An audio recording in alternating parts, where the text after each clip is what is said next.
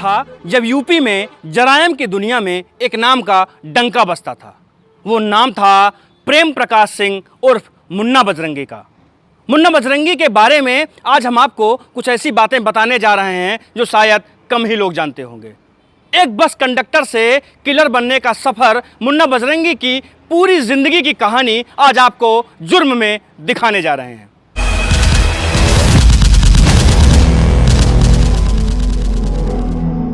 नमस्कार, आप देख रहे हैं यूपी न्यूज। मैं हूं उज्जवल सिंह। यूपी न्यूज के खास शो जुर्म में आज हम आपको दिखा रहे हैं पूर्वांचल में जरायम की दुनिया में एक अलग नाम बनाने वाले शख्स मुन्ना बजरंगी की कहानी।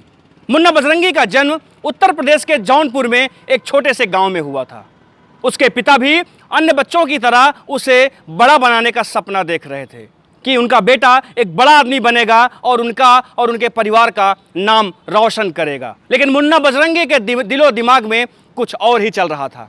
बचपन से डाकुओं की फिल्में देखने का शौक रखने वाले मुन्ना बजरंगी के जीवन में इन डाकुओं और गैंगस्टर्स से ही पाला पड़ना लिखा रहेगा, ये शायद कोई नहीं जानता था। डाकुओं और गैंगस्टर्स में बनी फिल्म देखने का शौक रखने वाले मुन्ना बजरंगी का पहला अपराध उस समय आया जब उसने एक छोटी सी मारपीट के बाद उसके पास से अवैध हथियार पकड़ा गया। मुन्ना बजरंगी का जुर्म की पाठशाला में ये एडमिशन था। कक्षा 5 के बाद पढ़ाई छोड़ने वाले मुन्ना बजरंगी का हथियारों से शौक छूट नहीं रहा था।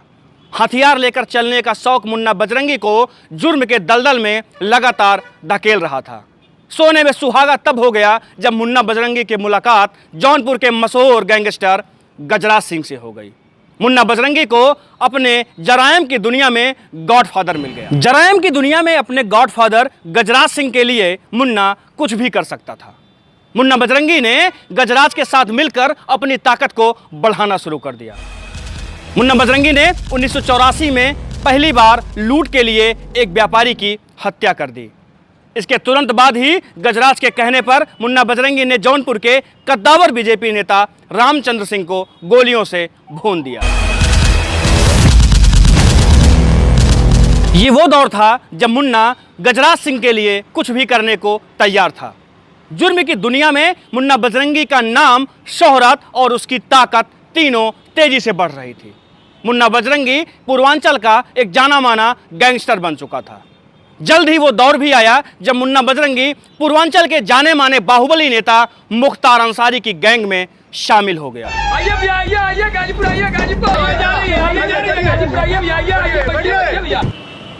इधर मुन्ना मुख्तार अंसारी की गैंग में शामिल हुआ, उधर 1996 में मुख्तार अंसारी पहली बार समाजवादी पार्टी के टिकट पर विधायक चुने गए।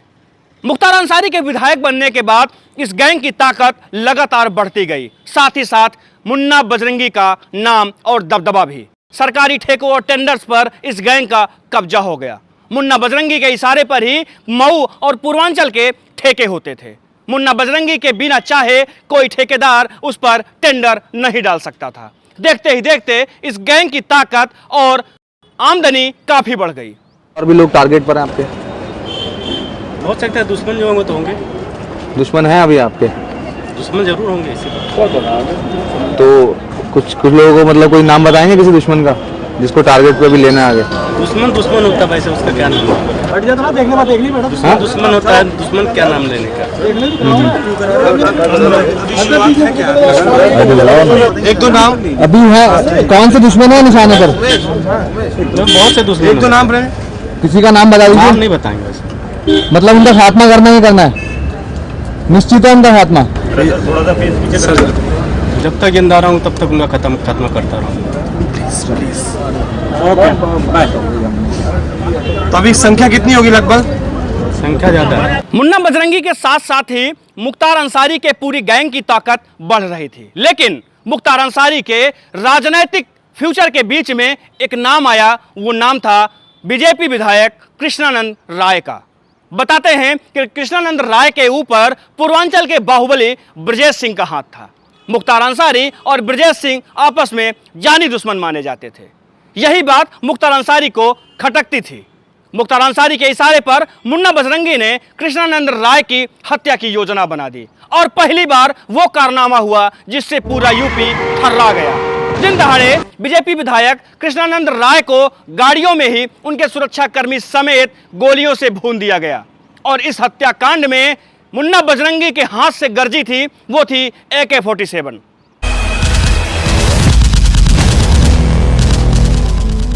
इस हत्याकांड के बाद मुन्ना बजरंगी पर यूपी पुलिस और STF ने ऐसा शिकंजा कसा कि उसका यूपी और बिहार में रहना मुश्किल हो गया। मुन्ना बजरंगी यूपी और बिहार छोड़ करके मुंबई भाग गया। वो उसके बाद मुंबई में ही अपना ठिकाना बनाकर वहीं रहने लगा। इस दौरान मुन्ना बजरंगी के ऊपर देश के अलग अलग राज्यों में कई मुकदमे दर्ज हुए। ये वो दौर था जब मुन्ना बजरंगी का नाम अंडरवर्ल्ड से भी जुड़ गया। मुन्ना बजरंगी पर पुलिस ने 7 लाख रुपए का इनाम भी रख दिया था। लेकिन अब तक ये बस में कभी कंडक्टरी करने वाला मुन्ना 30 हत्याओं का आरोपी बन चुका था।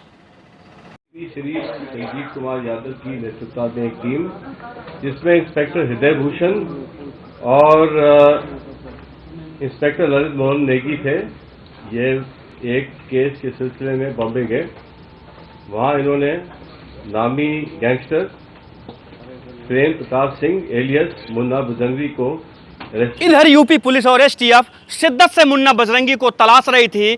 मुन्ना बजरंगी की गैंग की ताकत लगातार यूपी पुलिस को दुखद एहसास करा रही थी। इसी बीच एक ऐसी घटना हुई जिसने सबको हिला कर रख दिया।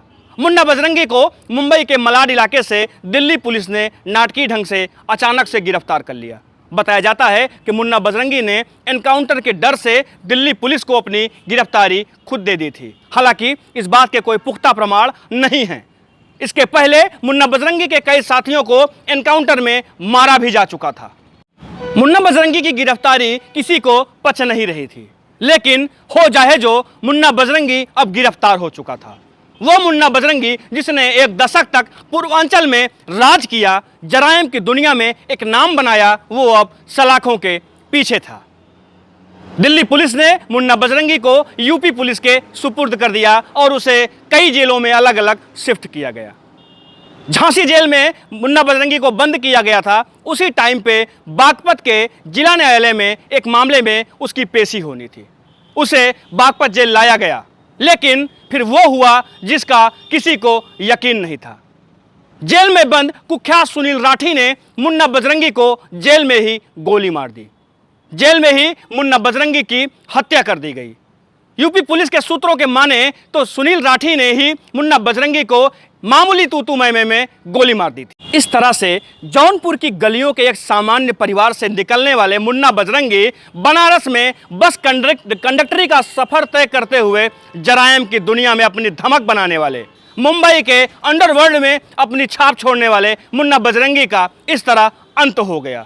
जुर्म में आज हमने देखा मुन्ना बजरंगी की ये स्टोरी। अगले एपिसोड में हम आपको फिर से दिखाएंगे जुर्म की दुनिया में अपने हाथ को खून से रंगने वाले किसी गैंगस्टर की कहानी। तब तक के लिए दीजिए हमें इजाजत। नमस्कार।